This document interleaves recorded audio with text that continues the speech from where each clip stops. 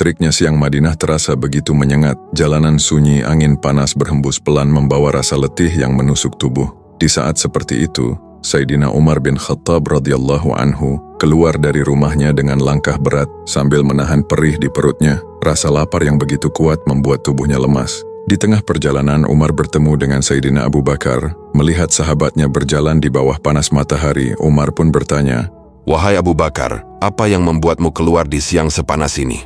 Abu Bakar tersenyum tipis. Wajahnya tampak letih namun tetap tenang. "Demi Allah, aku keluar karena lapar." Umar terdiam sesaat, lalu berkata lirih, "Aku pun keluar karena alasan yang sama." Dua manusia terbaik setelah para nabi itu akhirnya duduk di bawah bayangan kecil sebuah bangunan. Tidak ada keluhan keluar dari lisan mereka. Tidak ada kemarahan kepada takdir. Mereka hanya duduk sambil mengingat Allah, berharap ada jalan yang Allah bukakan untuk meredakan lapar yang mereka rasakan. Tak lama kemudian dari kejauhan tampak sosok yang begitu mereka cintai. Rasulullah berjalan mendekat dengan wajah penuh keteduhan. Seakan setiap langkah beliau membawa ketenangan bagi siapa saja yang melihatnya. Dengan suara lembut beliau bertanya, "Apa yang membuat kalian keluar di tengah panas seperti ini?" Umar dan Abu Bakar menjawab jujur. "Wahai Rasulullah, kami keluar karena lapar." Rasulullah tersenyum lembut lalu bersabda, "Demi zat yang jiwaku berada di tangannya, aku pun keluar karena sebab yang sama." Betapa mulianya manusia paling dicintai Allah itu. Pemimpin umat,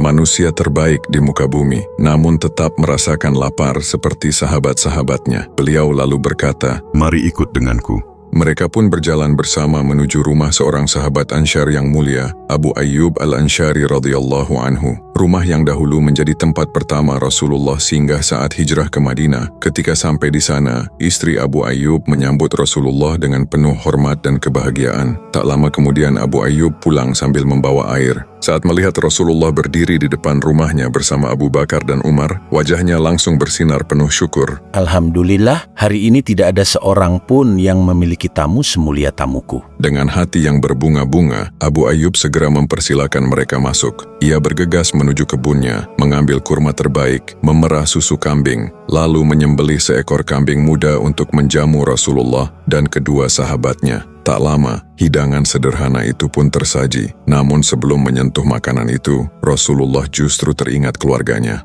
Beliau berkata lembut kepada Abu Ayyub, "Kirimkan sebagian makanan ini kepada putriku Fatimah. Sudah beberapa hari ia belum memakan makanan seperti ini." Bahkan dalam keadaan lapar, hati Rasulullah tetap lebih dahulu memikirkan anaknya. Setelah memastikan Fatimah mendapatkan bagian makanan, barulah Rasulullah makan bersama Abu Bakar dan Umar. Namun di tengah mereka menyantap hidangan itu, Rasulullah tiba-tiba berhenti. Mata beliau mulai berkaca-kaca, lalu air mata jatuh perlahan di pipi mulia itu. Abu Bakar dan Umar langsung cemas. Dengan suara pelan Abu Bakar bertanya, "Wahai Rasulullah, apa yang membuat engkau menangis?" Rasulullah menjawab dengan suara yang penuh rasa takut kepada Allah, "Nikmat-nikmat seperti ini, kelak akan Allah tanyakan kepada kita." Masjid, istana, dan dunia tidak membuat beliau menangis, tetapi sepotong makanan setelah lapar justru membuat hati beliau gemetar di hadapan Allah. Itulah Muhammad Rasulullah Shallallahu Alaihi Wasallam, manusia yang paling bersyukur ketika diberi nikmat dan paling takut jika tidak mampu mempertanggungjawabkannya.